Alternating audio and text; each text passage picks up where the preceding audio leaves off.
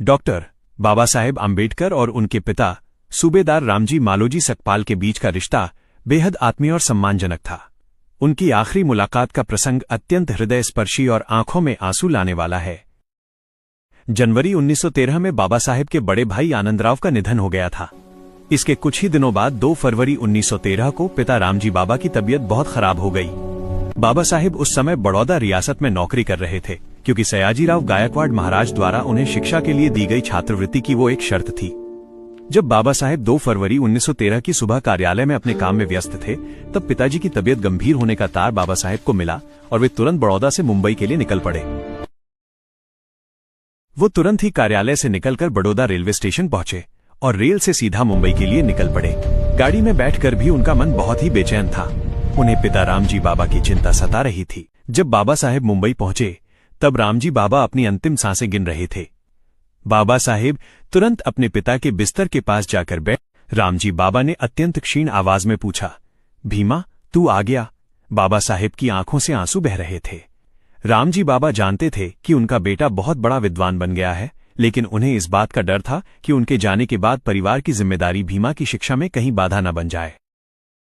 रामजी बाबा को पता था कि उनका समय करीब आ गया है, लेकिन उन्हें अपने बेटे भीमा पर अटूट विश्वास था।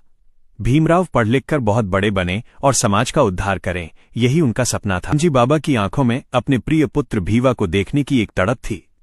जैसे ही उन्होंने भीमराव को देखा, उनके चेहरे पर एक संतोष के भाव आ गए।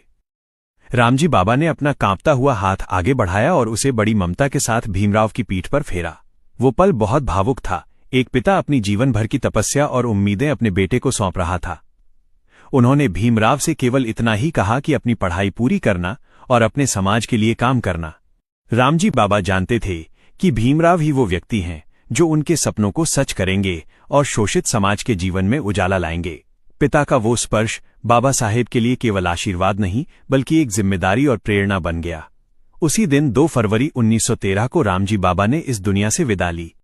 रामजी बाबा ने बाबा साहेब को हिदायत दी थी कि चाहे कुछ भी हो जाए, अपनी शिक्षा रुकने मत देना। पिता ने उन्हें ये संदेश दिया था कि मेरे निधन के बाद दुख मनाते बैठने के बजाय तुम अपने लक्ष्य पर ध्यान देना। पिता के निधन के बाद बाबा साहेब जैसे पूरी तरह टूट से गए थे। वे दिन दिन भर घर में बैठकर पिता की यादों में खोए रहते और उन्हीं के बारे में सोचते रहते थे। रामजी बाबा केवल उनके पिता नहीं, बल्कि उनके मार्गदर्शक और सबसे बड़े समर्थक थे। उनकी कमी बाबा साहेब को हर पल खल रही थी। शोक के उस गहरे सागर में डूबे रहने के कारण उनके मन में ये विचार भी आने लगा था कि क्या उन्हें अपनी पढ़ाई छोड़ देनी चाहिए। लेकिन फिर उन्हें अपने पिता के वे शब्द याद आते,